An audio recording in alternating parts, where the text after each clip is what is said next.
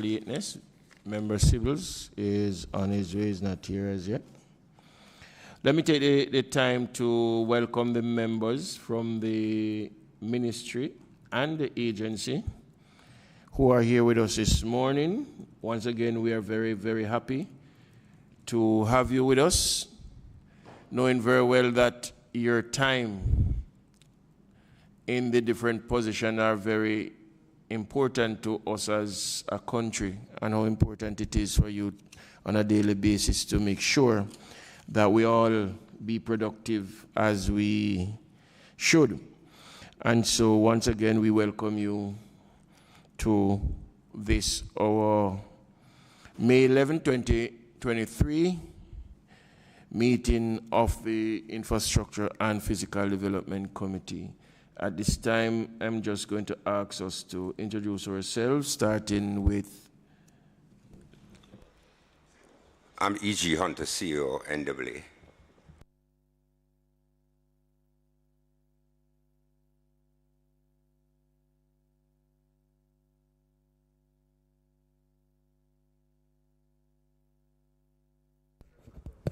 Yes. So just let me introduce the team. Here with us we have Mr. E.G. Hunter, CEO, NWA. Beside him we have Mr. Varden Downer, a Senior Director, Projects and Implementation. To my left here, we have Miss Monique Gibbs, and Monique is the Senior Director for Strategic Planning, Performance Monitoring, Evaluation and Risk Management. Behind me I have Mrs. Janet Coleman Howlett, and she's the Senior Director for Works, Policy Research and Monitoring. And I am Yannick Watson, Chief Technical Director in the Ministry. Thank you. Thank you very much, Mr. Watson. At this time, we ask that the minutes be read, and confirmation I would have be made known that members would have already gone through the minutes, knowing very well all the information that is embedded in, and so we will now accept the fact that it has been read. We ask that it be confirmed. Moved by Member Phillips, seconded by Member Robinson. Matters arising from minutes? Yes, Chair. I'd like the committee clerk to inquire of NEPA whether the Town and Country Planning Provisional Development Order of 2017, whether it has been confirmed, and if he could write to NEPA to seek that and report back at our next meeting of the committee. So noted.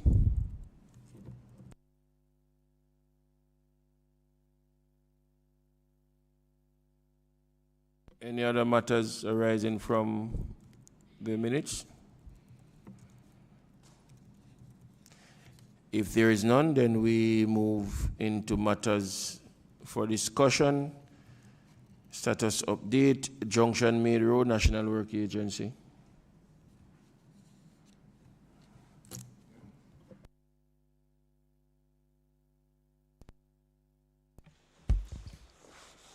Morning again, Chairman and members. It is our pleasure and our duty to report to the committee as requested. And in particular, we had previously circulated or provided the committee with a written report covering the projects for which we have responsibility. The first one is the narrative says the Junction Road project. And just for, in the interest of accuracy and precision, there are two projects on the Junction Road which are running concurrently. There is the Toms River to Agwalta Vale project that runs from the Agwalta Vale roundabout and terminates at Broadgate. And the report provided indicated that that project was successfully completed some time ago. Page 9 of the report says the project has achieved practical completion with taking over certificate issued as of March 31, 2022. So that portion of the project has been completed. The report goes on to say that while we were in the throes of executing the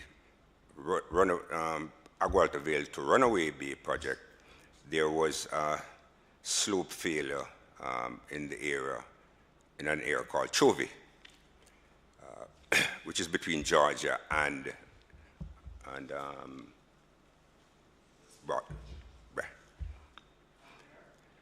between Georgia and Broadgate. Yes. Yeah, and Broadgate.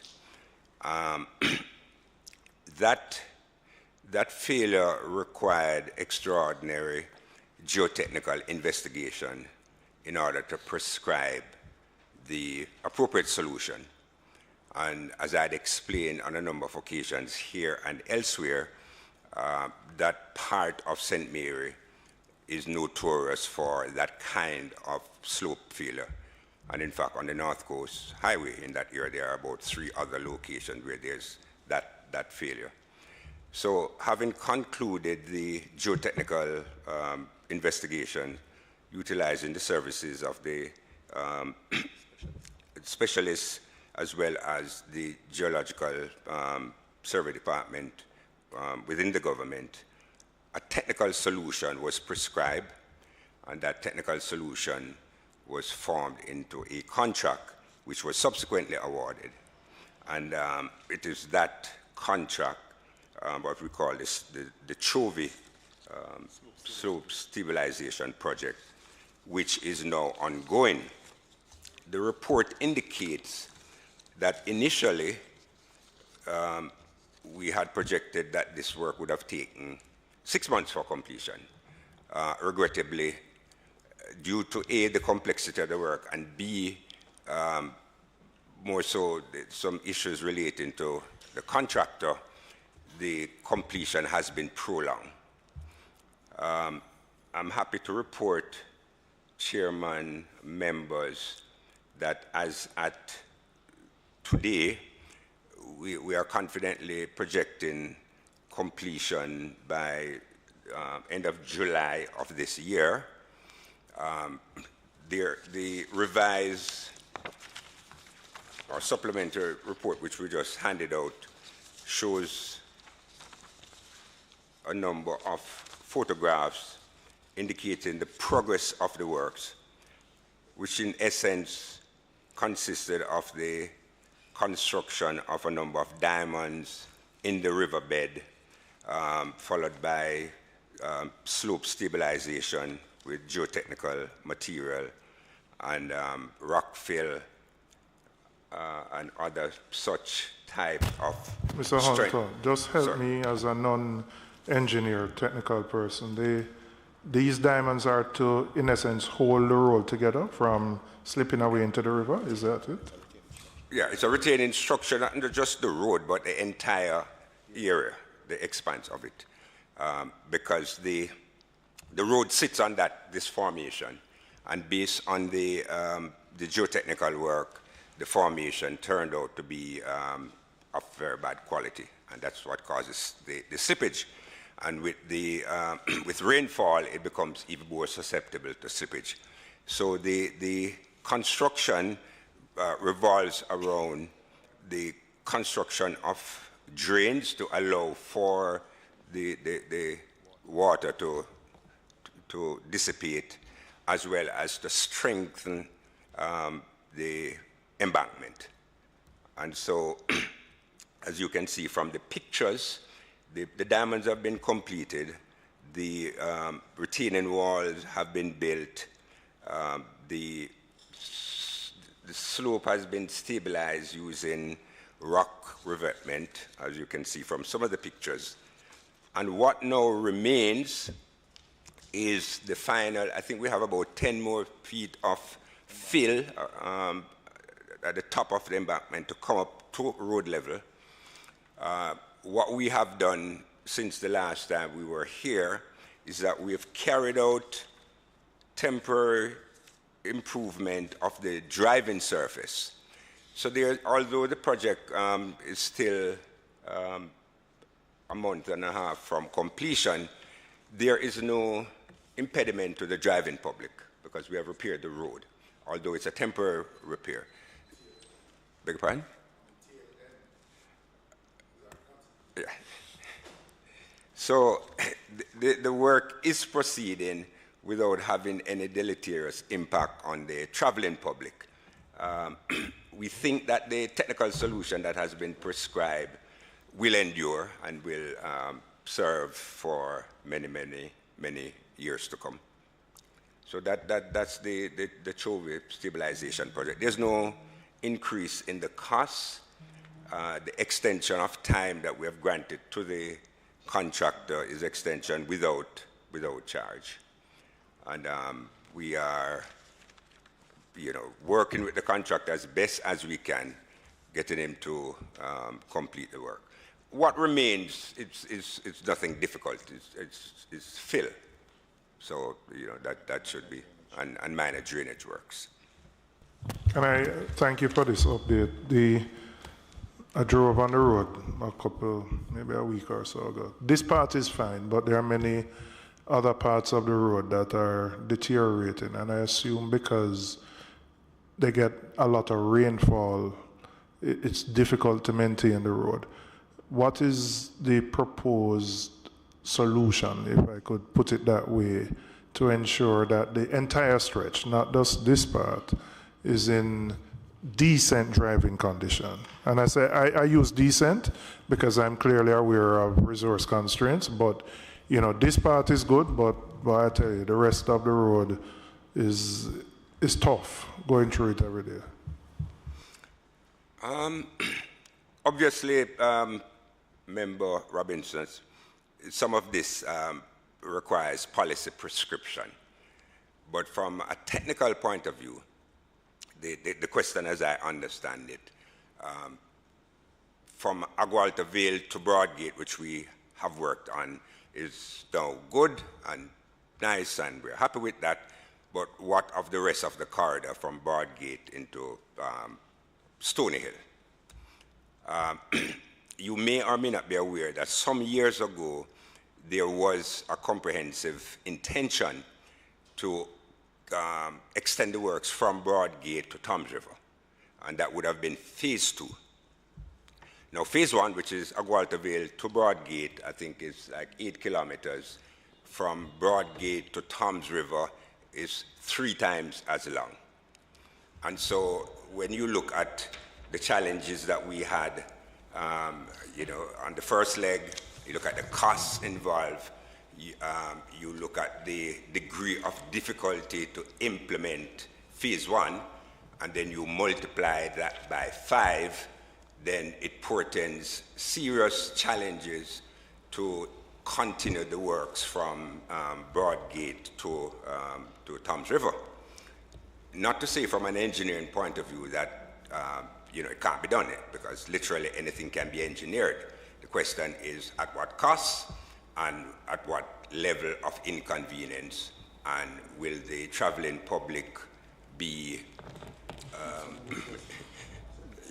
be patient given the circumstance, and particularly since that corridor has very little, if any, alternate route. Yeah, that's it. So that's a major issue. Now, as I've reminded a couple persons in a similar conversation, when that project was originally conceived, Agwalta Vale to Toms River, that was the only route from Kingston to the north coast on that section, yeah? To go to Port Antonio, St. Mary, Highgate, where I'm from.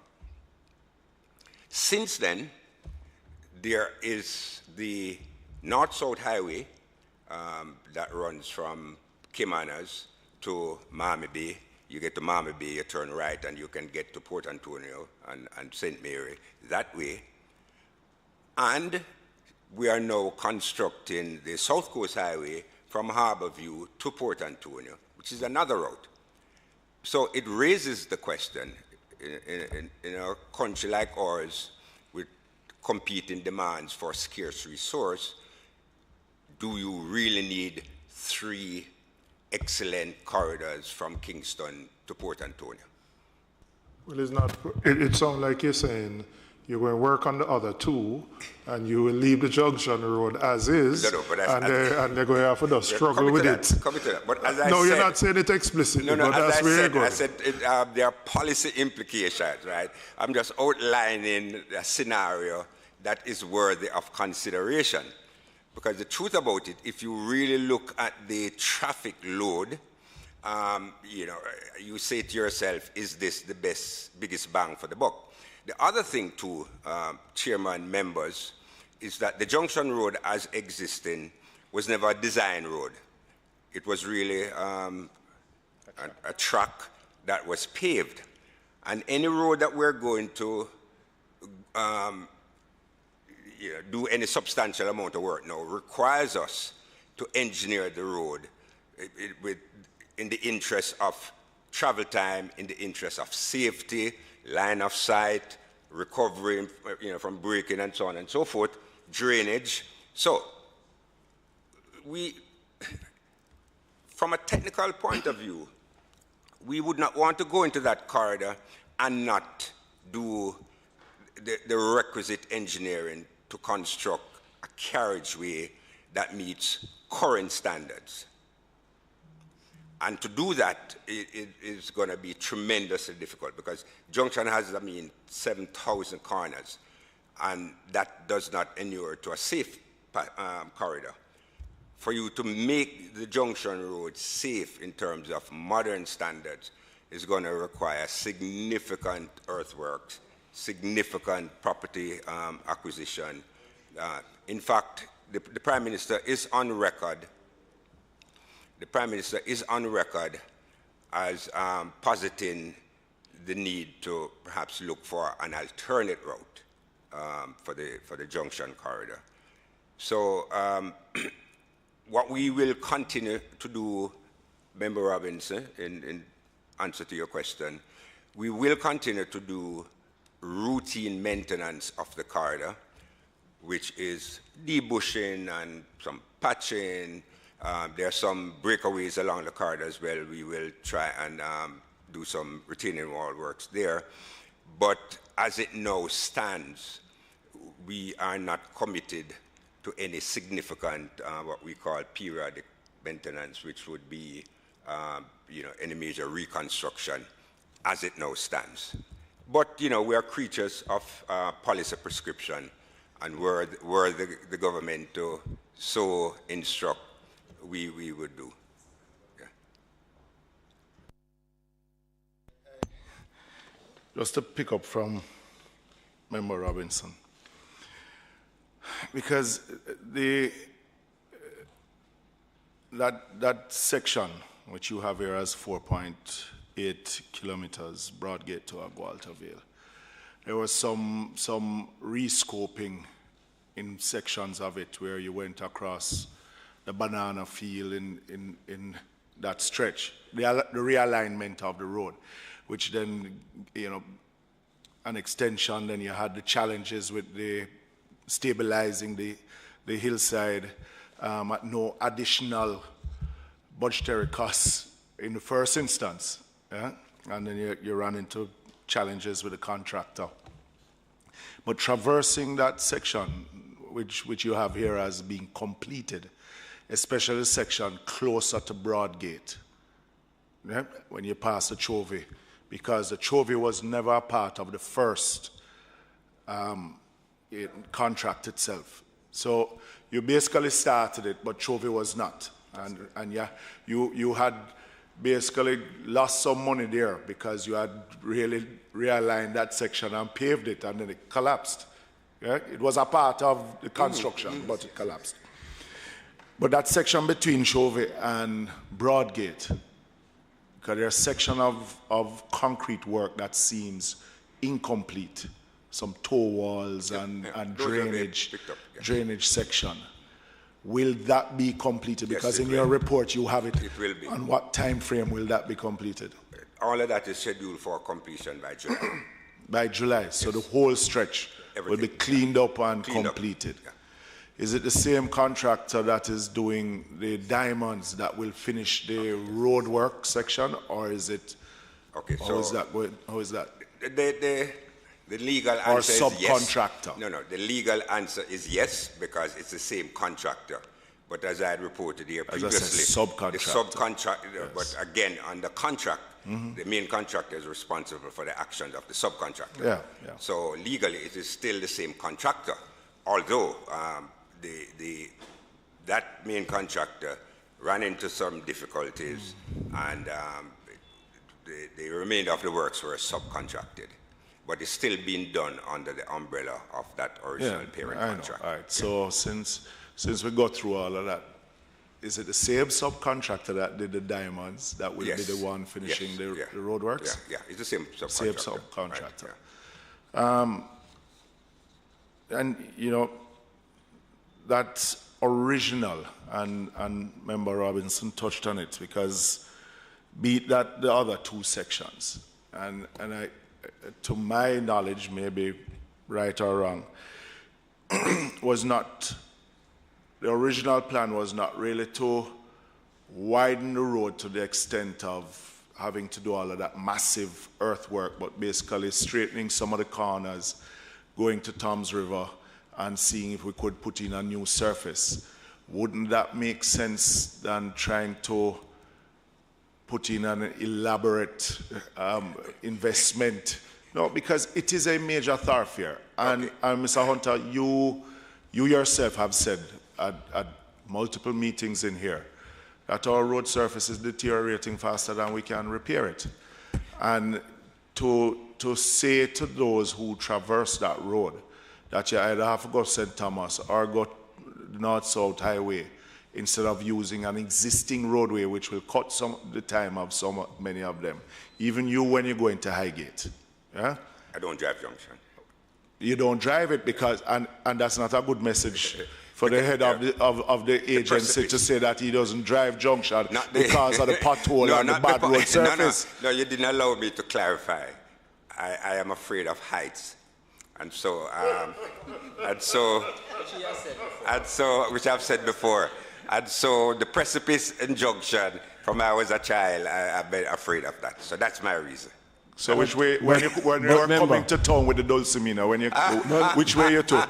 That was the time when he recognized that he's afraid of heights. I went Linstead and came to that side. Yeah. But in fairness to Mr. Hunter, he did say that they would have continued to do maintenance of that roadway as best as possible to make it drivable, because we do understand, and you had agreed to the constraints that we encounter with that situation. Yeah. So it is not that he's saying that, telling John Public that you have to drive St. Thomas or drive Marmaby N. It's just that they are going to be maintaining that area so that it makes it a little bit safer. Chair, if you allow me, and the point I'm getting at is, and we agree that the Junction Road, especially coming from Stony Hill down, no matter how many times, if you pass it this week, you may see some roadworks. You get a rain, then it's back to where it is coming from. At a point, and I use my same Mile Gully that we were discussing earlier, Mile Gully to Balaclava or to Oxford, where a roadway, the surface itself has just outlived its usefulness.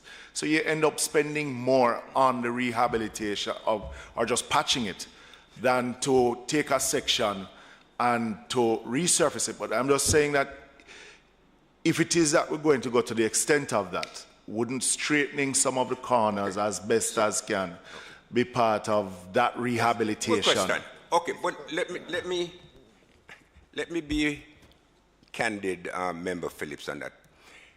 The notion that you can go into Junction and cut off a little piece of corner here, cut off a little piece of corner there, and presto, you're going to have a good carriageway with minimum potholes by virtue of just doing that. That would obtain, because first and foremost, when you cut off the corners, yeah, you're talking about soil mechanics now, and the rest of the hillside is going to come down. So it's not, coming to that. What we experience at Broadgate has very little to do with the road. It has to do with the soil type or whatever.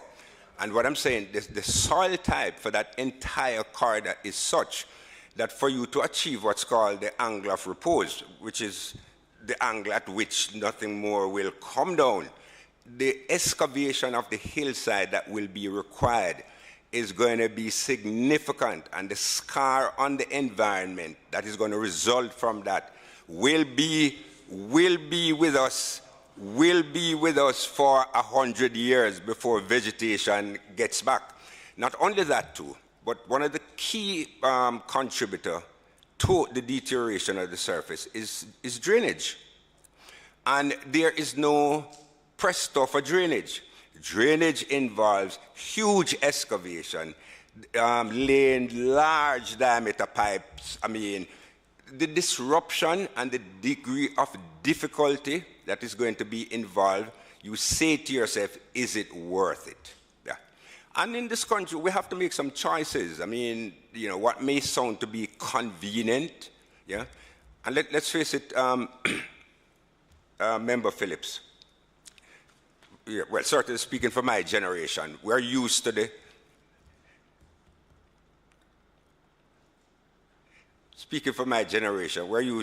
Junction Road because that's what we grew up with. But the generation who was born now and will be here for the next 50 years, they'll be used to St. Thomas and Marmaby. Yeah. Junction will be an afterthought for them. So, you know, but as I said before, we're creatures of policy instruction, and if my advice were asked, I would give as I have given here.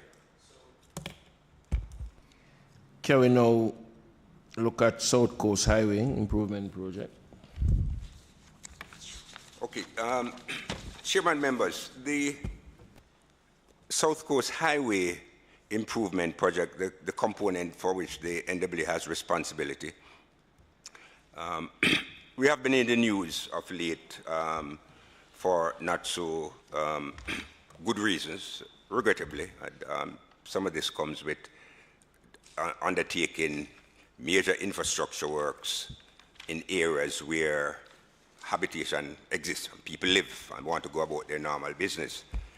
And you're always going to be behind the eighth ball when you try to do this kind of primary infrastructure work at this late stage in the development of these areas. Nevertheless, we're soldiering on.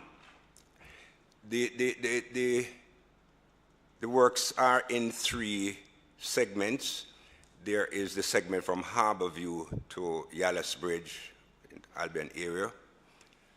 That is your classic 4-lane highway with Jersey barrier, equipped with water supply, infrastructure, fiber optic cable, appropriate drainage, and the kind of highway design, Member Phillips, that, you know, promotes safety and reduce travel time, all the nice things, the bells and whistles that we require.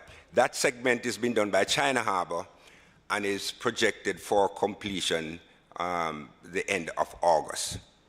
We had a little setback in our schedule because of the Bull Bay police station. As you would have seen from some of the pictures, it's right in the middle of the roadway. But based on discussions we had at the ministry level and the Ministry of National Security, the police will vacate the premises by the 18th of this month, 18th of May? 22nd of May, and the site will be turned over to the contractor, and so we will be able to complete that segment. They're sorting it out. Yeah, they're sorting it out. We are assisting in terms of some of the funding, but we leave that deliverable to the Minister of National Security. So their relocation has not been settled yet? Yes. No, it has been settled. It has been settled. Yeah. But I understand it's on the same lot. I think they're going to use some containerized, partially, you know, and so on. But I'd rather them speak on it more definitively. So that component, Harborview to Yalas, 4 lanes, will be completed end of August. And it is my understanding that there will be a good opening and so on for that one. The other 2 components, Morant Bay to Cedar Valley, there are 2 contracts there, and those 2 contracts are proceeding and are scheduled for completion end of August as well. And there are 3 other contracts under what we call tranche 1, where 5 packages were let. And if you look at the table in the report, it says Morant Bay River to Prospect, 84% complete. Hardly to Long Road, that's 97. Mansion to Prospect, 97. Can I just ask you a question on this? I know concerns were raised about the performance of some of the subcontractors, and I believe some instructions were given for China Harbour to take back over segments that were subcontracted. So my first question would be, which segments have China Harbour taken over, if they have? Secondly, the total construction cost, which is 114 million US, is that the final figure that the project is likely to end up at? And I ask within the context of, I know a number of the subcontractors had raised concerns about their contract sums. I know, because them come to me and them come to other people too, because of the increasing cost of materials, etc., and they felt that what they had signed up to didn't give them any opportunity for dealing with the escalations which took place. So if you could answer first the segments, if China Harbour has taken over, and what the total construction cost is now with the escalations that have taken place. Okay, so Member Robinson.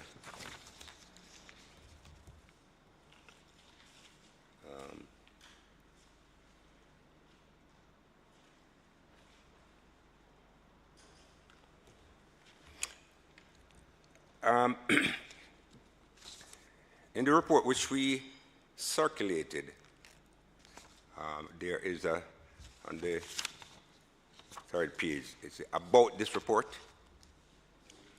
And if I read paragraph 2 about this report, it says, "It is understood that the responsibility of public officers in relation to the Houses of Parliament are to respond in a timely manner to the summonses of Parliament or its organs and give evidence to the House of Parliament or its organs regarding any matter relating to his or her duties as a public officer." I say that to say that I would like to draw an enduring distinction between what I report here and what other parties may say to you or any other member. Because I am obliged by my professional ethics to give evidence truthfully, fulsomely, wholesomely, and to the best of my knowledge and understanding. So I just want that on the record. Now, in respect of the relationship between China Harbour and its subcontractors, again, the press reports things a particular way. But any time a main contractor engages a subcontractor, the contract is specific that the main contractor is and at all times remains responsible for the actions of a subcontractor. So, in fact, the main contractor gets a markup on what the subcontractor gets.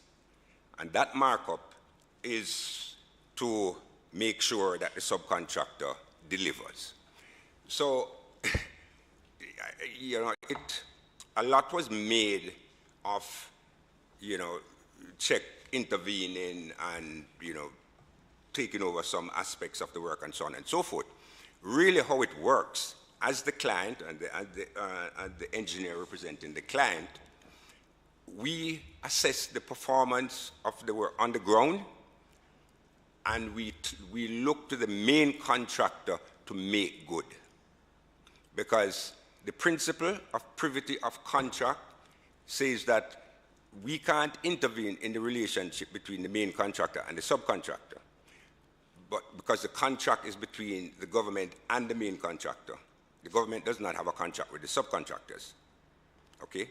So, strictly in adherence to the requirements of the contract, if there's any fault of the works, the client looks to the main contractor to make good. So that's one. Two. I know people refer to this as a court of law. No, so I know you're being very careful with your words. Well, let me, and the reason for that is under the contract, although I'm the engineer and I'm employed by the owner, as the English courts have held, the engineer is not the owner's man, which means that I have a professional duty to be balanced in my adjudication of any issues between the contractor and the owner. And anything I say now can and will be held against me if there is any proceedings which results from the execution of this contract.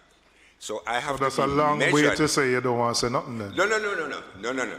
What I can recite factual things, but I will have to refrain from giving opinions, because what I'm saying. So factually, China Harbour took onto itself a number of subcontractors, local subcontractors, in accordance with the requirements of the contract.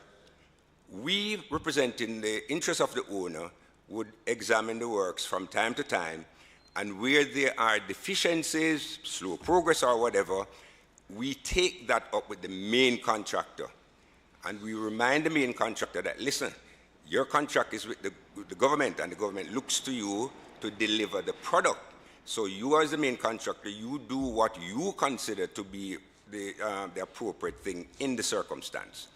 So I can say factually that China Harbour has intervened in a number of the subcontracts to remedy some of the deficiencies and to accelerate the progress. A number of them. And they do different things. No, it was in the media that they had taken over a couple. So, so I'm just asking you which which packages did China Harbour come to that. So take again, over? So again, member, it is difficult for me to respond to media because the media does not always get it right. All right. So no. Well, if the media didn't get it right, then it is for us to get the proper information. So the question is which one of the packages did China Harbour take back over from their subcontractors? That's all. That's the easy question. Or did they not? If they didn't, then it is not. They didn't. Okay, so let me explain. So on one of the package, I think one of the Portland packages, there was a dispute between China Harbour and that particular subcontractor. And that subcontractor withdrew from the works. That was about November of last year.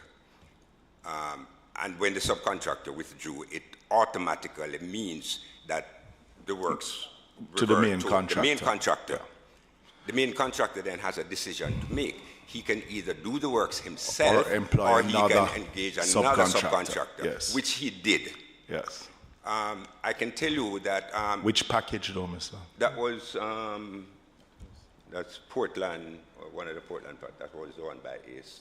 Is that 13 or 12? I think it's 13. And one of the other subcontractors. So if you look at the rate of progress, there are 1, 2, 3, 4.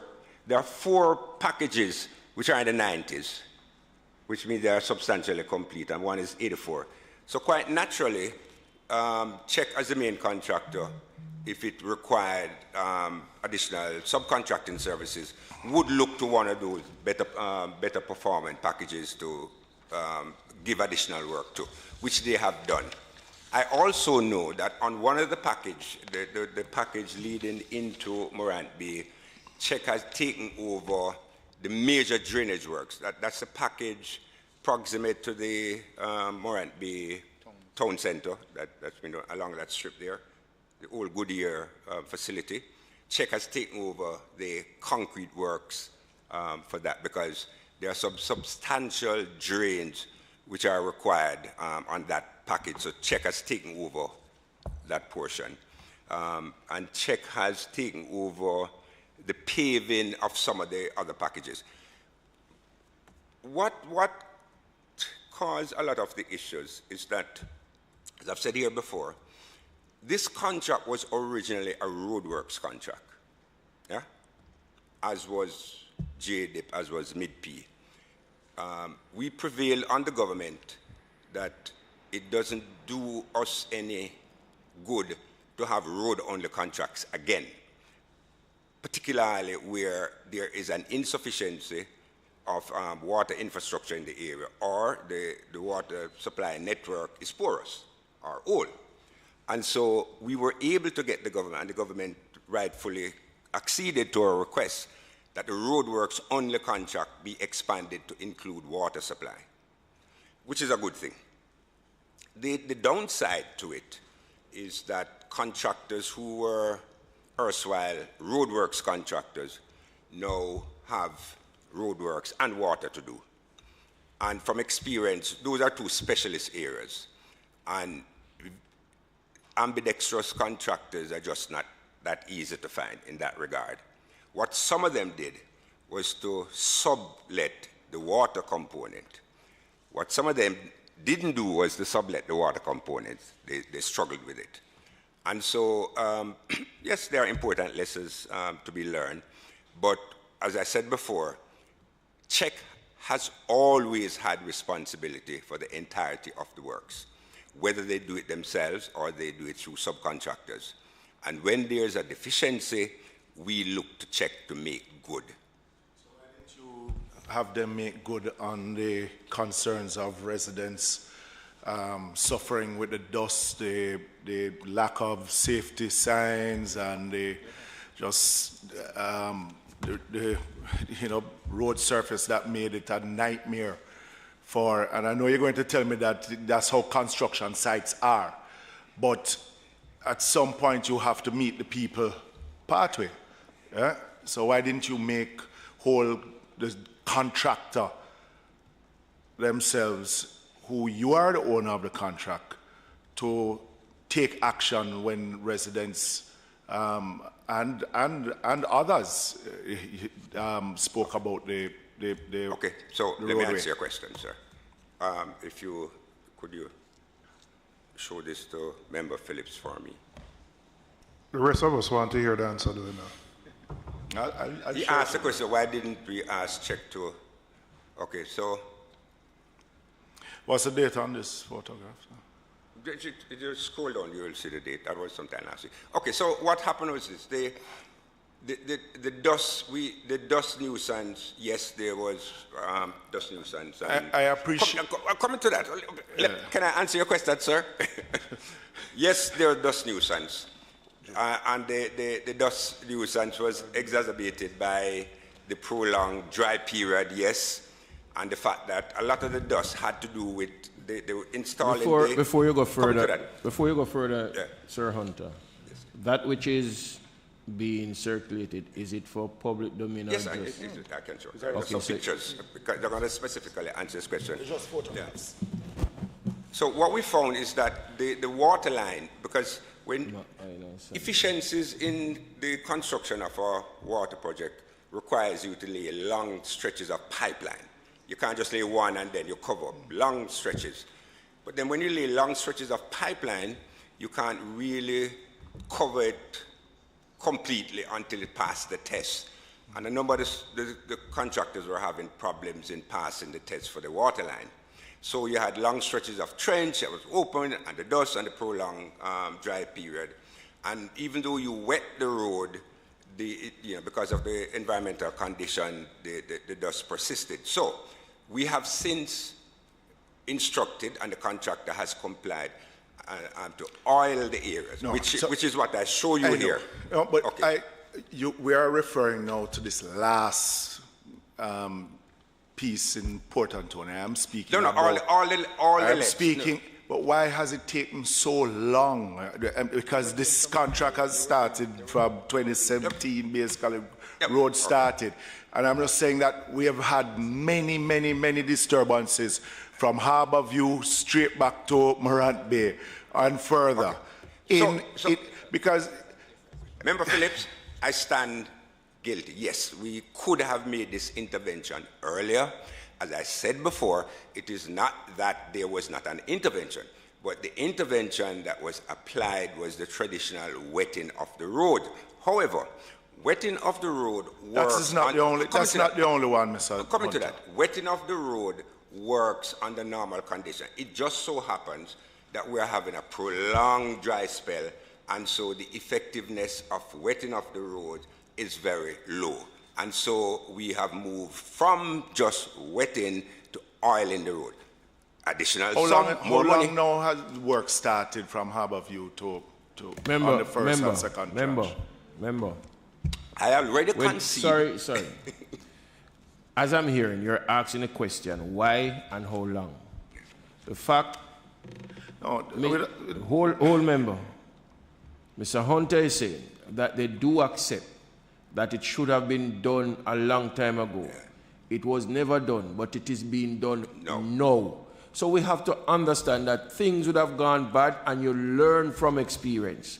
So what we can do now is to take him by his word, and if it is not being done now, then we can bring him back to books. Absolutely. But he's saying to us and to John Public that they have learned their lesson, that watering, the wetting of the roadway is not as easy or acceptable as it should be, and so they are moved further to the oiling of the areas, and we have to give them something. Well, and I will then ask you, since you want to answer the question from Mr. Hunter, why has it taken us so long, knowing that St. Thomas is a dry area, to continue wetting the road for so many years? No, Mr. Hunter, I would like the chairman to answer, because he seems to want to answer for you. And I as a layman... So why has it taken us so long to recognize that? Are you going to... But member, again, the gentleman has accepted. He has accepted that they have took long. Why are you asking why they take so long? Chairman, when he has already accepted that? Might not so fast like you, so it take me long to understand. So let me ask it in my way. Then I can agree with that. Yeah, well then, but be quiet and let me ask my question. No, you can't tell me to be quiet. I'm in charge here. Okay. So, yeah. Okay. And you're going to restrain yourself. So, let's not go. Sorry, Mr. Hunter. Let's not go down that road. Let's not go down that road. Let's not go down that road. I have already let you off in a very off the hook before. Mr. Chairman, with all due respect. Please don't go down. Mr. Chairman, with all due respect. Don't let me have to cite you. Eh? But okay, in fairness, member, they have accepted that they have wronged, or they have, put it in the easier way, they have learned from not doing the best practice. Now they are there. So don't ask them why they never do it before. It is going to be the same answer. I think answer. it is a valid question. Okay. Yeah. Because it's years. So, Member Phillips, factually now, let me just explain, because this might have missed your, what I said. So, Member Phillips. Member Phillips, why you don't behave yourself? Do I have, no, and I'm not going to sit here and, I am not going to sit here and have you refer to the member as an idiot. So you see where we're going? Stop. Gentlemen. Okay. So, Member Phillips, in the interest of accuracy, let me just set it for you. As I explained previously, the water component of, it's not a road widening contract anymore. It's road widening, yes, but more importantly, there is extensive excavation to lay water pipes and to lay ducts for fiber optic cables. Now, when you excavate for water pipe, as I explained before, one of the features of installation of water lines, you have to have long stretches because it's just not efficient to just lay two lengths of pipe at a time.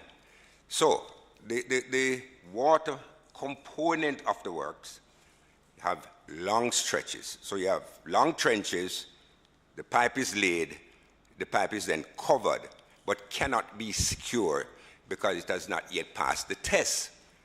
While that is happening, you cannot oil the pipe trench. You can't oil that. Remember, I'm just telling you how it works on the site. No, okay. Mr. Hunter. So I'm coming to that. No, just 1 second, Mr. Hunter. I'm coming to that. No, Mr. Hunter. It's not that I don't understand that there's a process. Right. Eh? Mm-hmm. I mean, you have traveled extensively. Yeah. And all I'm saying is that while the work is going on, right, that there is an accommodation in a manner that is conducive for safe travel at the same time. Right? I have been out there on many occasions at nights, especially when you pass the salt pond area, going on that stretch, and seeing trenches without even any secure signage, any barrier, anything like that. And I'm just saying that for quite an extensive time, and you have accepted responsibility, because I remember us being in here and saying to you, but you are the owner of the contract, and the contractor beats main contractor or subcontractor, or to at least secure the area for those who are using it. And I'm just saying, why has it taken us so long to understand and to get that done? But Member Phillips, Chair. It's just that you have migrated from the original query. Sir Hunter. Chair, I just want to come in because I've been thinking about what member, and on point of order, what the member had said earlier in referring to me in a particular way. I take great offense to it. I think nobody in this house, whether we are in the sitting of the house or we're at committee stage, should refer to any member in a manner that is unparliamentary. Unparliamentary. It's not. It's obviously we have not learned our lesson. And I really am asking that the member withdraw it and apologize, because at no time I would have referred to any member, whether inside this house or outside this house, in the manner that he referred to me. Member Phillips. Mr. Chairman, I will not repeat what he said under his breath, but I will withdraw my comment and apologize to the member. Chair. Hold on. Let us look at it in a very gentlemanly way. we are not here to go back and forth in an individualistic way. And so, but Chair, on a point of order, Chair, on a point of order, the member, I'm not going to allow the member to say something and leave it out there in that manner, because the member need to, if he is of the view that I said something that is unparliamentary, he should say it, because my recollection is that that's what he said. I only said, but remember what he said.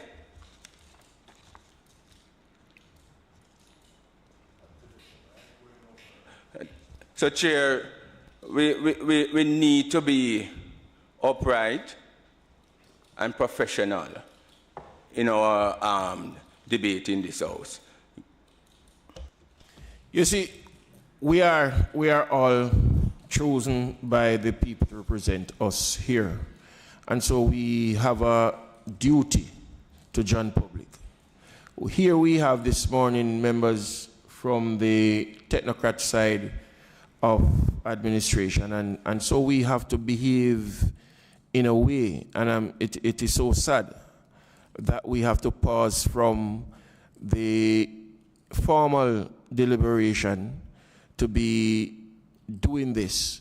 We can always banter, we can always speak to each other when we are in the lunchroom, but when it comes to parliamentary committees, we have to conduct ourselves in a manner that befits what John Public asks of us.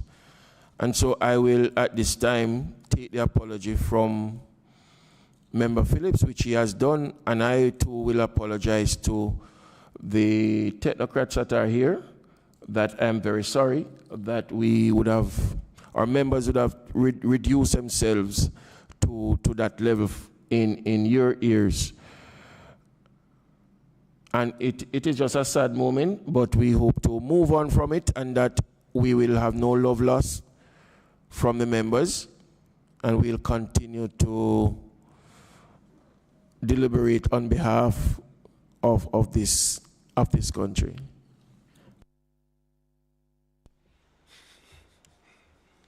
That handshake seals the deal. So you can continue, Sir Hunter. Yes, I just want to remind you to answer my second part of the question related to the cost and whether the original budget that is here of 114 million US dollars, and you have expended 107 to date, whether that budget remains for the completion of the project. The answer is yes. The answer is yes. Yes. Okay. Yeah. Okay. So just to close off,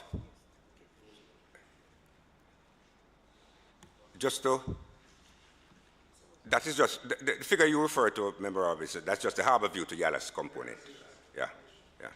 Okay, so just to close off on this thing, because it has been topical, and you know, from a professional point of view, you know, we think what we're doing is you know, really important, complex, difficult, and it is a little bit disconcerting to us that the project is defined by DOS. Yeah, so, you know, we're very sensitive to that. So, you know, we're trying our best to cauterize that. As I was trying to explain, the existence of the water trenches is a problem, and you really can't do anything about it until the pipelines pass the hydraulic tests. You really can't apply oil to the water trench. Now, we are able now to apply oil to the road surface because in all of those areas, the water line construction is complete, and we are in the phase now of building the road. Again, Chairman, just for clarity, paving is the last thing. When you see paving being done, it means it's all there, because we've already done the retaining walls to the side, the drains are underneath, the sidewalk is in, the pipeline is in, the ducts of fiber, everything's in. So paving is the last thing. So we know that the public likes paving, and we tend to define the works by paving. Yeah, blacktop, right. But believe me, the paving is the simplest part. The difficult parts are the underground thing. So hopefully going into, there are 5 additional packages to be let. We are sensitive to the comments that you've made and the public's reaction to the discomfort, and we certainly will be paying more attention to that as we go along. Yeah. And that's just what I'm saying. Moving forward, we take the public's concern into perspective. Absolutely. So we are addendum on that.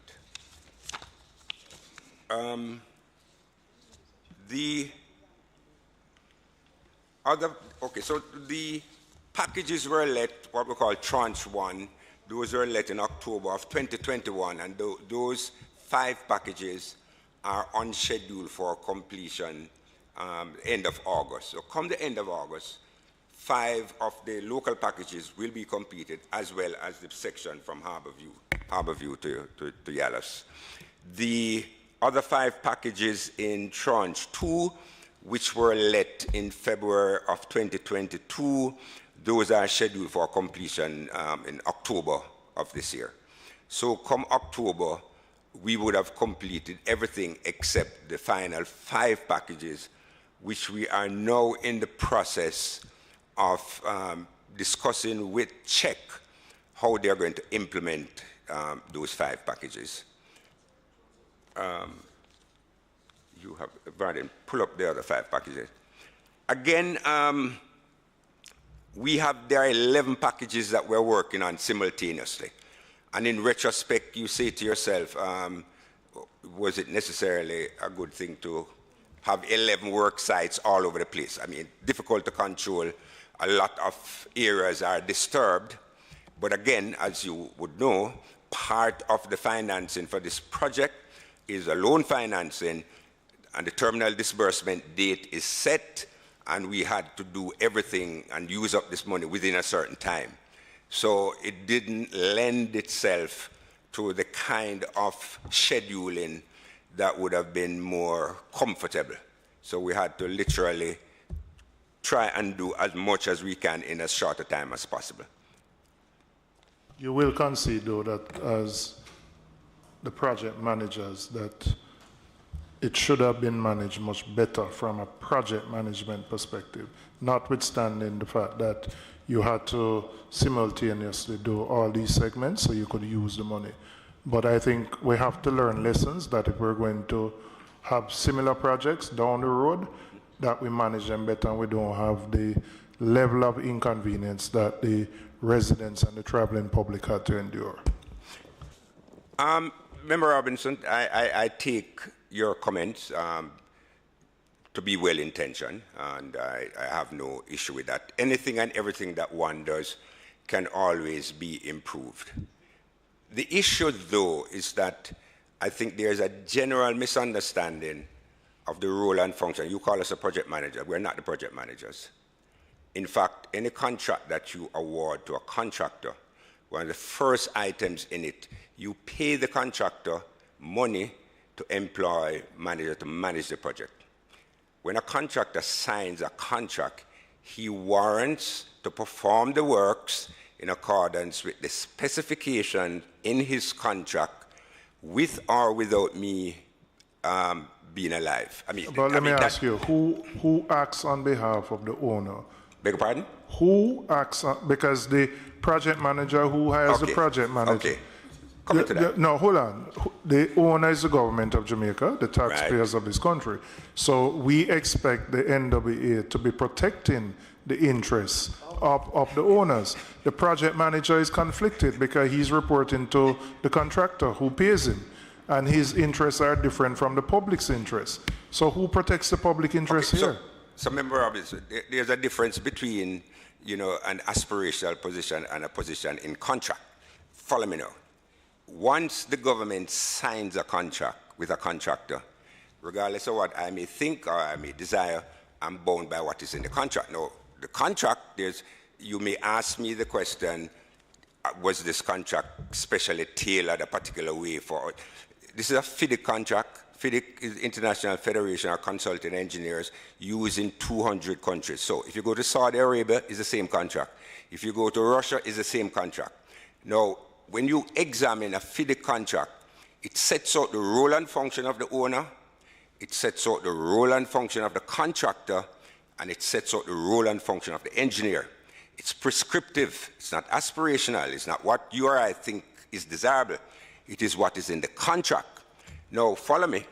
As I said before, although the engineer is employed by the owner, to quote the law lords from the UK, the engineer is not the owner's man, meaning the engineer has to bring to the equation his professionalism and to take the contractor's issues in mind as he does the owner. So there is a role for the engineer similar to an arbitrator of the balance, because if not, the engineer could, mark down everything that the contractor does so that the owner pays him as little money as possible.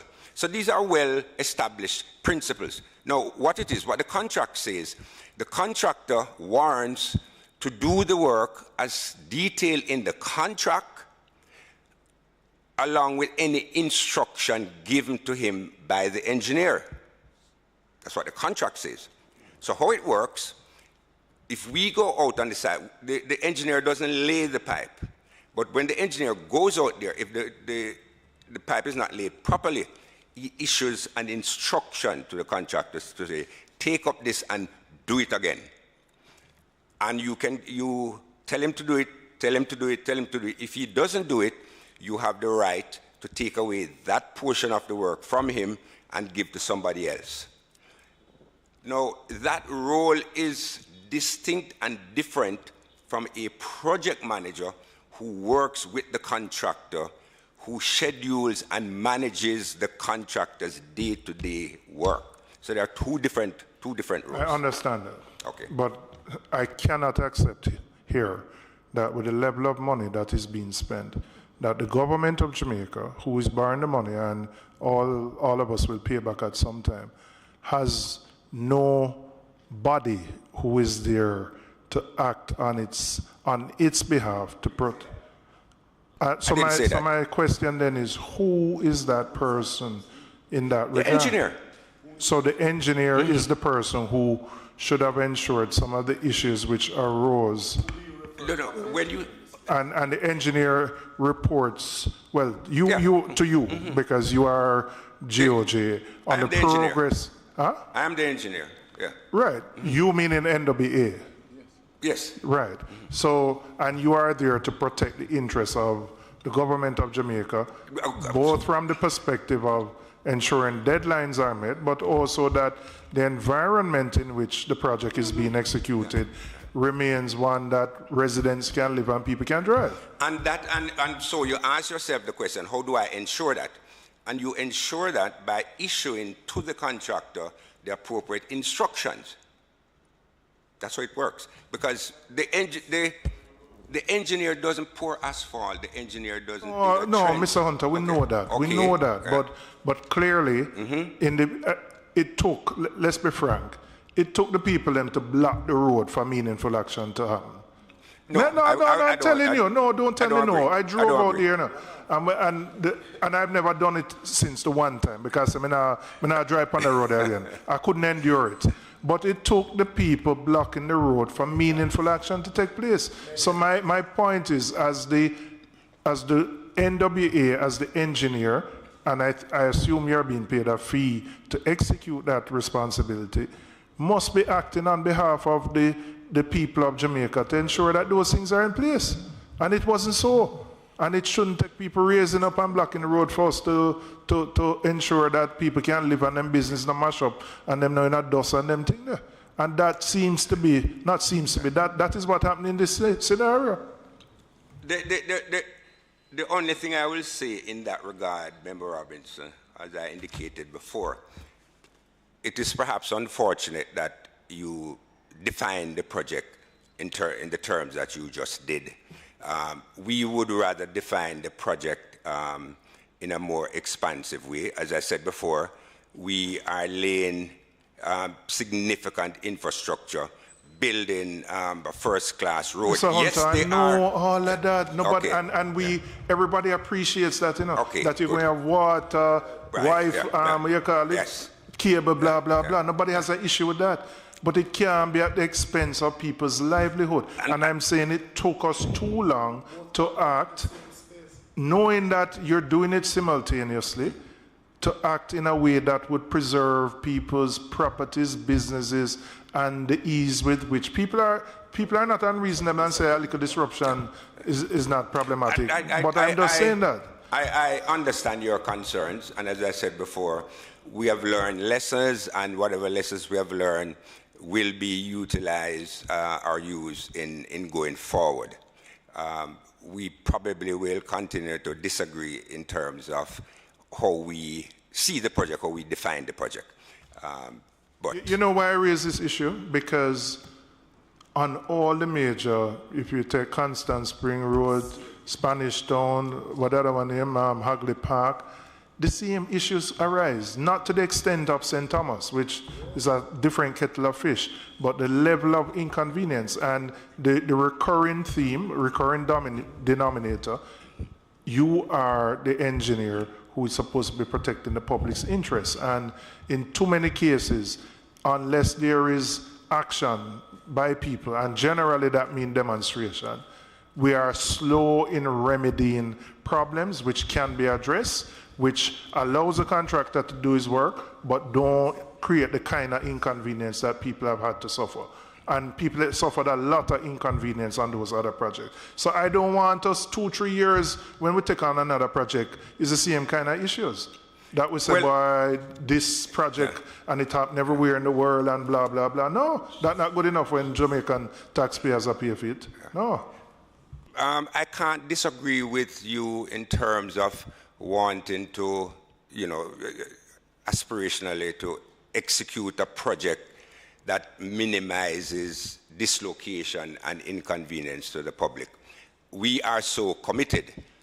I, however, would like to just, for the record, indicate that when you attempt to do primary infrastructure in areas where habitation has already taken place, the relationship between the persons who live and commute and the nature of the work that you're doing is always going to pose some challenge. And to the extent that we can ameliorate some of these challenges, we will. But there will be an element of dislocation. So in essence, Mr. Hunter, members, in essence, what Mr. Hunter is once again saying is that they have learned and they will do their best in alleviating such discomfort. So that is noted, and we move on. Noted. Okay, so that is where we are on South Coast. We hope to have, as I indicated, Harborview to Yala's completed by end of August and the other 5 packages, and by October, the 5 packages on the tranche 2 will similarly be completed. October, yes. So thank you very much, Mr. Watson and your team, to include those from the ministry and the Sorry, agency. before they leave, I just have 2 questions related to, they are related to my constituency, the expansion of Lady Musgrave Road to a 4-way road and the expansion of Arthurwin Drive. If you could give us an update on both of those in terms of the nature of the project, timing, etc., and when we would expect to see some activity on those. Okay, let me deal with East Kings House Road, Lady Musgrave Road to Trafalgar Road first. That project is part of a portfolio that we call a CapEx portfolio that sees us doing 6 projects. The first one was Grange Lane, which was tendered and awarded, and we had some challenges with that one. specific to East Kings House Road, Lady Musgrave Road, we are at what is called the concept stage. And the concept stage is where we have presented to the PIAB, at the Ministry of Finance, what it is that we intend to do, which is 4 lanes from Barbican all the way to Trafalgar Road. We also intend to lay sewer mains, water supply, fiber optic cables, drainage, all the required underground infrastructure. How the PIAB system works, having done the concept presentation, we're then required to do the proposal presentation. And at the proposal stage, there are some specific requirements which are outlined by the Ministry of Finance that would form the basis of that presentation. Those requirements are,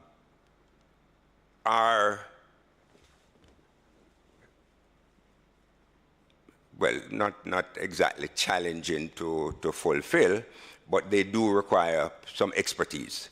So it requires a number of studies to be done.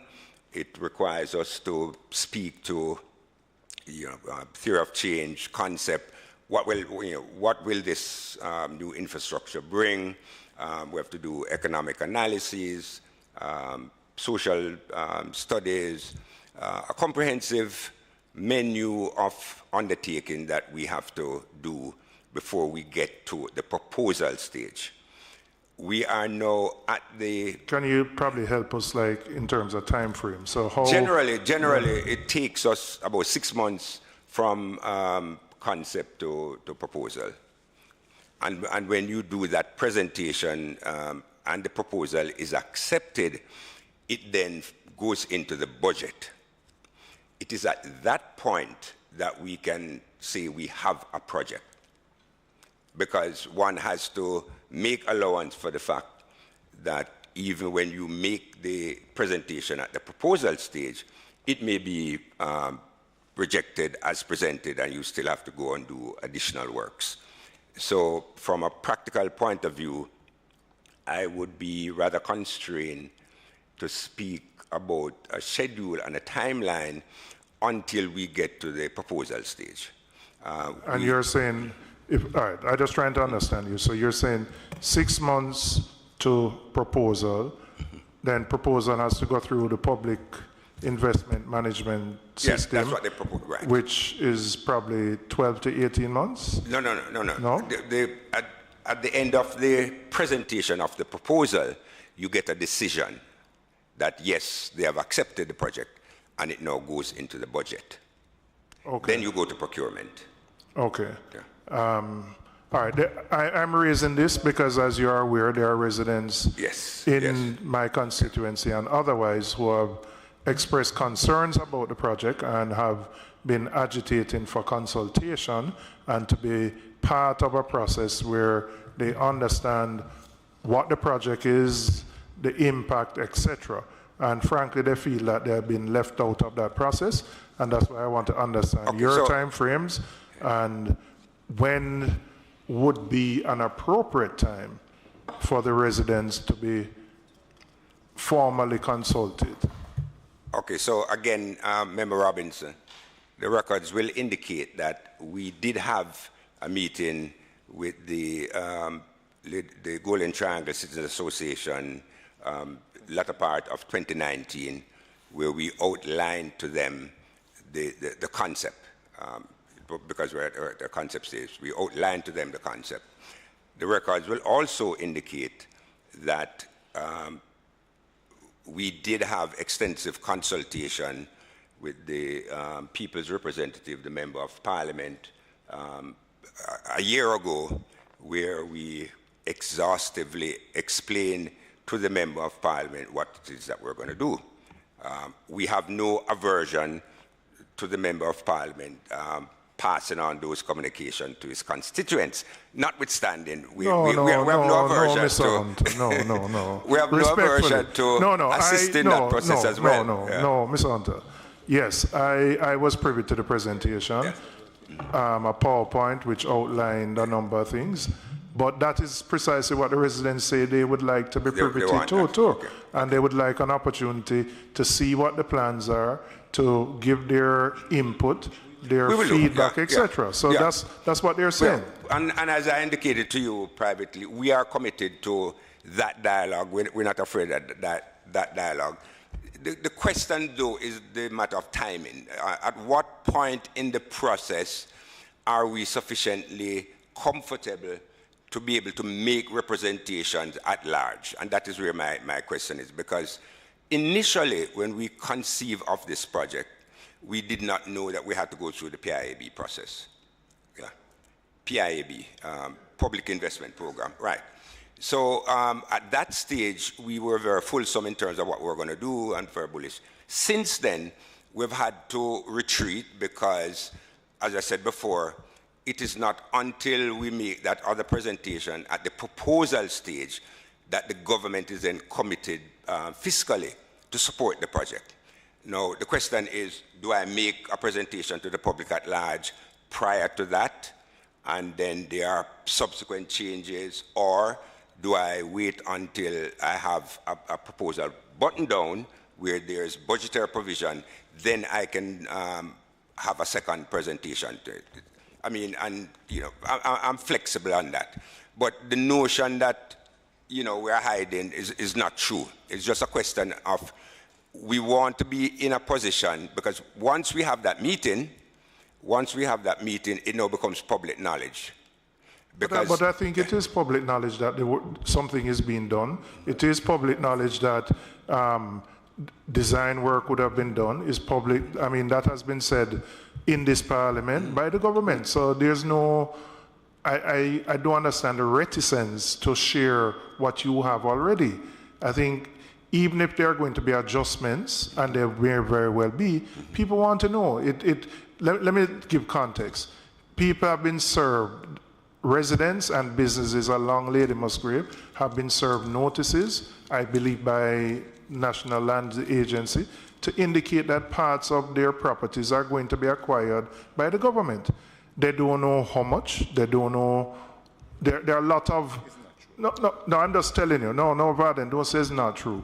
They have been given a notice to say parts of their properties are going to be acquired to facilitate the expansion of the highway. And of the four-way, right? How much? The extent of it, they know something, right? Businesses will need to make alternative plans, because some businesses are, I don't know what adjustment they can make. Some people may have yards, but businesses may have to make some adjustment. So given that that is already out there, people want to know. And I don't believe it's an unreasonable request at this stage, given that it has been announced numerous times in the public domain, that you share what you have with a proviso that there may be changes, there may be alterations. But I'll tell you frankly, the people believe, the residents believe that you for some reason, you don't want to meet with them. In spite of that initial meeting, that's their view. They believe that. I'm sure you would have disabused their minds from any such notion. Listen, I have indicated to them what you have said to me, that you are willing, and that's why I'm raising it here. And that we have met with you. And we have yes, all of that, but it's a different thing meeting with me than meeting with them, sharing what you share with me, with the drawings, etc. That's what they want. And we have to build, there's a element of a lack of trust in this, right? And the only way to deal with lack of trust is just to be transparent. You have constraints which are beyond your control, the procurement process, the PIAB, all of these things. Share those details. People don't have no issue with that. But they believe that you're holding back for some reason. And in that environment, people become skeptical. So Member Robinson, we'll do it. But I honestly believe that having met with the MP, that the MP would have been the bridge. Don't do that. But we'll get there. Don't do that, because you can't expect me. You shared a PowerPoint presentation with me, which I don't have. How I going to do that? It's a simple thing to have a town hall meeting where you do that. And that's what I'm saying. We'll have the meeting. All right. Could you tell me re-Arthur Wint Drive as well, where we are in that process too? Okay, so Arthur Wint Drive is also in the concept stage. We have to go back. We had reached the proposal stage initially, but based on what we had planned to do and some commercial interests which were expressed subsequent to that, there's a huge portion of land which a particular institution owns proximate to where we're going to do work, and they now have significant building intentions. So as to accommodate them, we have to do a rescoping of what was initially planned. So, and it's going to be more extensive. Sir Hunter, yeah. what I take in the essence of time, what I think that Member Robbins is asking of your entity is to create a sensitization forum, right, member, where he will come and he will explain all that he has said to you in private, and to have the PowerPoint being displayed to the members so that they will be not only hearing from their member of parliament, but they will be getting first and from you. And I suspect that you will liaison with the member of parliament to set a date and a place where you can meet, and in a wholesome way give them the information. Fair enough. All right? Will do. You see, you had a question. If you don't, then... The final one that I would ask, just re-Arthur Wint, there's also a proposed expansion of the National Stadium complex, right. Yeah. And I wanted to find out to what extent that is going to impact your proposed work on Arthur Wint. Yeah, the scoping takes that into consideration. It does. Yeah. Well, just like Member Robinson, I could not have you here and not ask you about Troy Bridge, sir. Yeah? Okay, so... any update at all that we can... Excuse me, sorry. Are we taking any other business? That's where we are. I suspect... No, because you haven't dealt with the third item, the consideration of queries made by CRC. But both matters that you have raised and Member Phillips is about to raise are not on a minute, so I suspect it is any other business. No, so we have to come back to this one. It won't take long, but I have a proposal on this. Okay?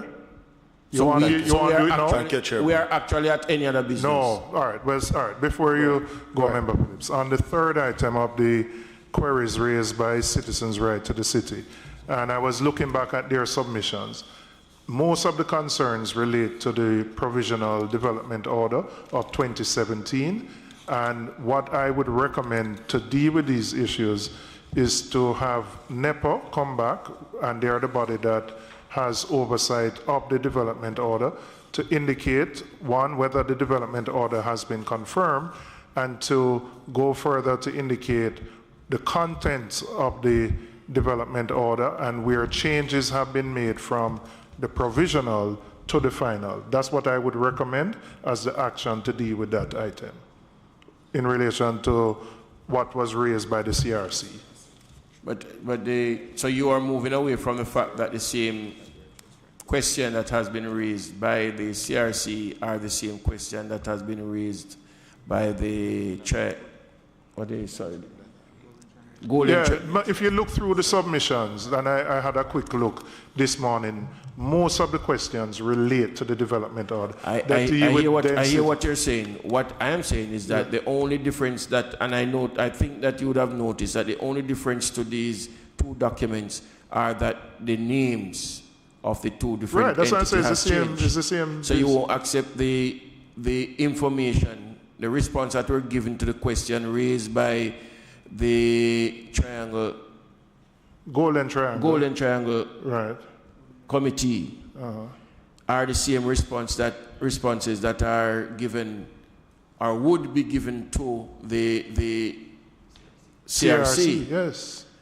So but you now want to add something else to it, to have NEPA now to look at the 27. Right. Maybe you didn't know. What I'm saying, the issues that they have raised, both CRC and Golden Triangle, the majority of the issues relate to the development order, meaning they're asking about densities, heights, setback, green space, all of those things. So my recommendation in responding to those issues is to have NEPA come and deal with the development order, indicate whether which I understand clearly what you're saying. I'm asking your question. Yes. That question was raised by the Golden Triangle. And an answer, a response was given then, right? About the provisional development order, no. There's no response given on that. No. So that question is left unanswered. Which is why I believe the way so you're now saying that you're recommending that NEPA be brought back to give an update on the matter as it relates to the 2017 provisional development order. All right. Yes. All right. Okay. Member Phillips. Thank you very much. So we now move to any other business. So, Mr. Hunter, again, yes, sir. Any update on the Tri-Bridge? Okay, so the good news, there is provision in the budget to finance the construction of the Tri-Bridge. That's good news. For us to undertake the construction, it has to go through the PIAB system, which we are busily approaching. There is a meeting set with the Ministry of Finance for some time next week based on discussions had at a very high level that we hope to have that meeting next week to see to what extent we can truncate the process, the PIB process, so that we can move a bit faster. Because as I indicated, the provision is in the budget, and we really want to be able to spend the money. It having been provided. So in another week or two, so in another 2 weeks, we should have a better feel for the likely timelines. But it has to, the Troy Bridge, Spring Village Bridge, the Craig Mill Bridge in Portland, although the provision has been made in the budget, they still have to go through the process. And we are busy working on it. So let me ask, and I mean, when I say to my constituents too, I'm in a similar position to Member Robinson. The provision in the budget is under recurring expenditure. No, right? It's on capital. Well, it's in the bridge initially itself came out as recurring. in the recurring. Right. Right. Now, if an existing structure was there, such as the Troy Bridge and the others that you mentioned, the NWA now has to do its design, its costing, and then it has to go back to the PIAB, for them to decide what? Well, I guess the concept of the PIAB, as I understand it, is that all capital projects supported by the consolidated fund has to go through this type of scrutiny so that the government is satisfied that this is the best use of the capital. Now, for a replacement bridge, the kind of analysis that one would imagine, you take for every bridge that no longer exists is an alternate route. Yeah, I mean, one is not saying that the alternate route is convenient or cheap or whatever, but hopefully in our analysis to the PIAB, one of the things that we'll have to show is that the alternate route for that bridge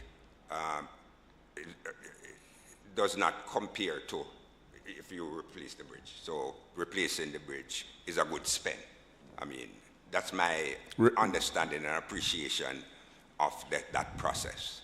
And that process takes about how long in normal? It takes about 4 months. We have to buy some assistance, some consultancy to assist, because all the capital projects go through that process.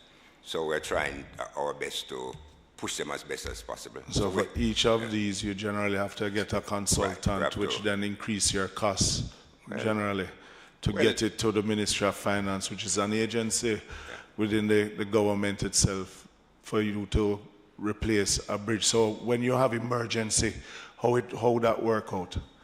If it is a capital expenditure with an emergency.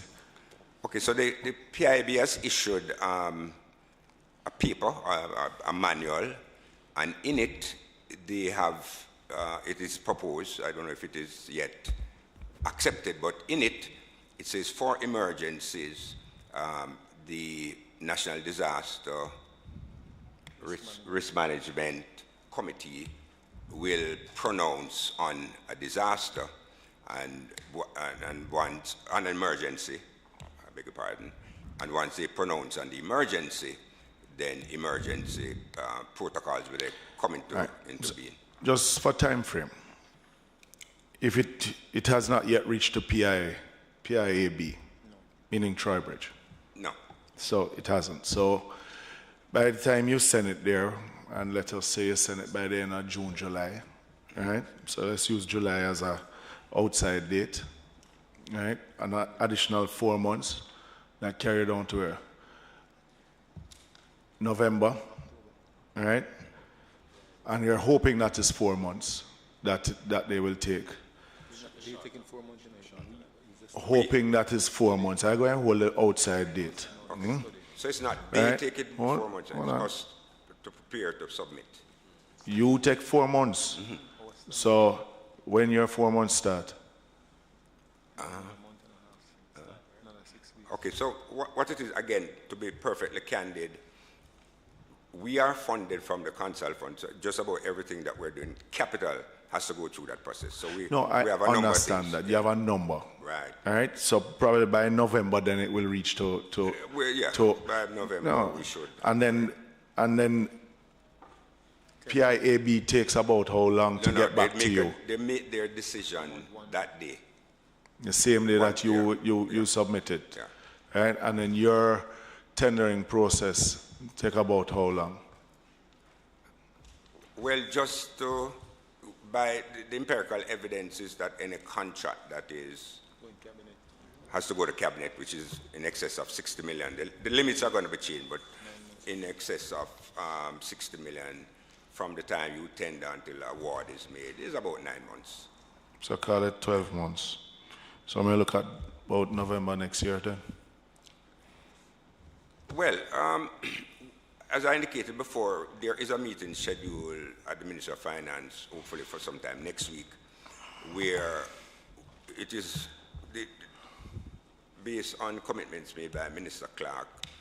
It is our intention to see if we can massage the process to come up with a more efficient delivery time. And why I'm mentioning it, Mr. Hunter, and I mean, with all due respect, not in relation to just the Troy Bridge itself.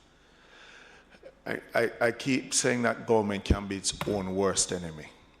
And if it is that you have a infrastructure that has failed, collapsed, and needs that capital investment to replace it, and to go through a process like this and have residents suffer for such an enduring period of time, is not advancing or any comfort to them any at all. Because I would hate to see that somebody loses their life, and we have had that extensive discussion about even a temporary structure or anything like that. But at the same time, persons are still crossing that river.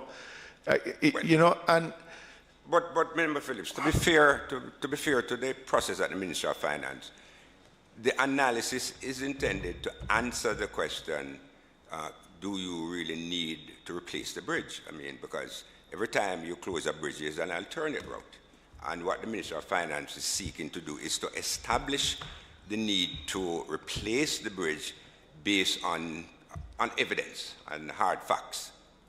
I mean, that's a process, as I understand it. I can understand that if you're putting in a new structure.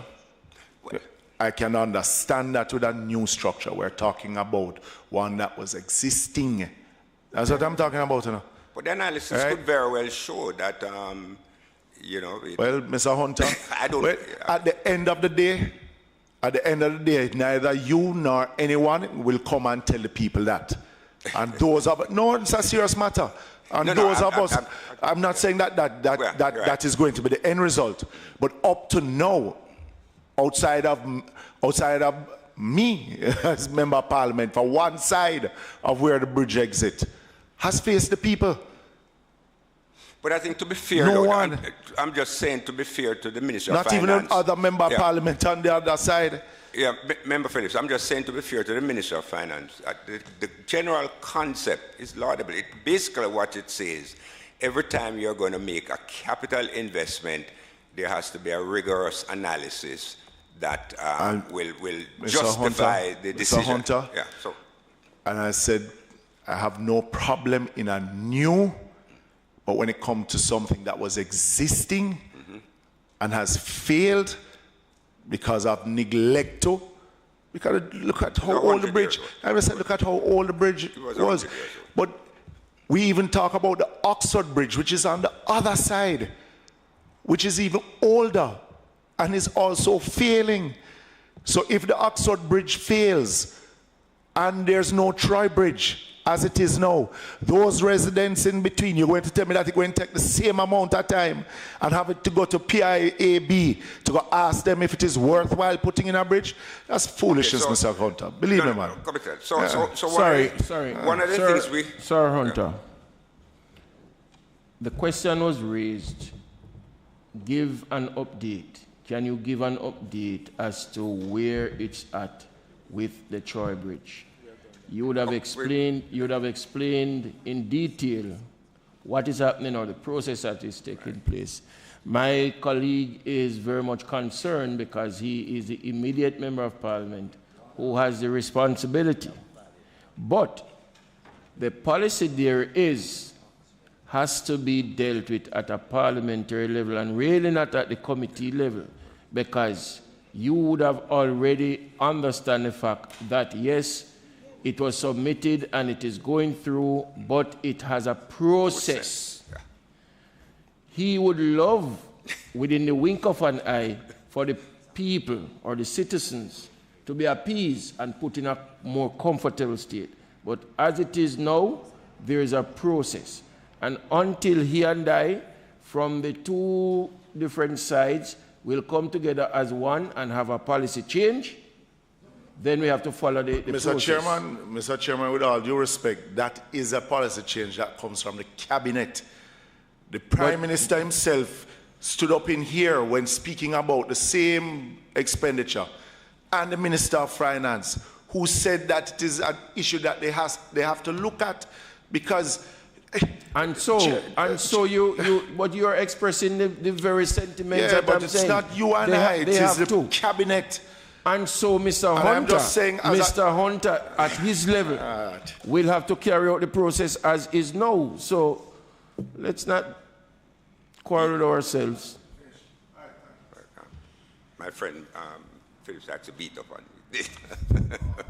Mr. Hunter, believe me. Member, you don't have to respond to that. Christ, man. Don't call me that. Chairman. You know something wrong with the breakfast this morning. Chairman. No, Chairman, the truth be told is that, you know, I can't take any licks having to do with the bridge. That's fine. Yeah? And it's out of my control. But I have serious issues. I have 3 young men, 2 young men and a young child that nearly drowned in that bridge. Nearly? Yes. One father jumped in who couldn't even swim. And just others who had to save them down the road. Or down the river. Right? Whichever you want to put it. It has impacted the community, both in Trelawney and in Manchester. And we are well aware. Yes, we are well aware. I heard you make representation. It's the only forum I get to get Mr. Hunter to ask him about it. I heard you make representation on the matter, and I do share your sentiment. Right, let me put it this way. But there's a process. Let me put it this way, Chairman. Let me put it this way. From the committee stage, because this is the infrastructure committee, and we ought to make recommendation to the House itself, right? And if not, then I will do a minority report. I think coming from the committee, if you agree that the process itself that has been set out by Mr. Hunter is one that doesn't spur confidence in the system, that we are reacting on a timely basis on what, remember I said, on an infrastructure that was there. If it was a new piece of infrastructure, then I can understand the process. But remember, this is adding, you're talking about a year and a half that that bridge has collapsed, and we are looking at another year. So you're talking between 2 to 3 years to replace what was an existing bridge. And this is not the only one. No. That don't say that we're moving forward in an efficient way in response to the people. So if you are comfortable with that process, that's fine. But I am not comfortable with it. It was an existing infrastructure. And in the meantime, no temporary infrastructure has been put there so that it can ease the plight of the people. Then if that is the case, then I can work with it. But I'm having constituents that have to move from schools that was a quarter mile from their houses. I have teachers that have to drive an additional 7.5 miles. I have business places that have to close down. I have students that have to sleep on the other side of the river when rain come down. And they have no family over there. So these are real issues. And I'm just saying that as a government, be it your government or mine, that process has to be ironed out to serve the people in an efficient and proper way. It cannot be. That's an existing infrastructure. Just think of one of your main roads in your constituency that collapse and needs the infrastructure expenditure to fix it. And it has to go through a process for 2 to 3 years? That cannot be. And I'm not comfortable with it. So I'm just saying that from the committee, if you find it in your favor, Chairman, that this is something that we need to, from the infrastructure committee, to say to the House itself that this needs to be looked at urgently. Because the budget is there. It is going to pass the next financial year and the money still don't spend. It is there. And then what it is left, that if it not spent and the Minister of Finance find it in his favor that he need to reduce the expenditure and send it somewhere else until, and I have no guarantee that it will go back there. Then what do I tell the people? Your concerns are noted, member. We'll look at it. Are there any other business matter? If there is no other matter at this time, I ask that the meeting stand adjourned. Moved by Member Robinson, seconded by Member Phillips. Let us say once again a hearty thank you to the members from the ministry and the agency. You have sat through a very tempered... If you allow me, Chairman, to apologize to the team for especially the ladies, outburst. Especially the ladies. For my early... You see, Chairman, you keep on interrupting me. That's why you keep on rubbing regular. But I want to apologize to the team also, and to you, Chairman, and the staff of the Parliament. I want apology accepted. Thanks for having us.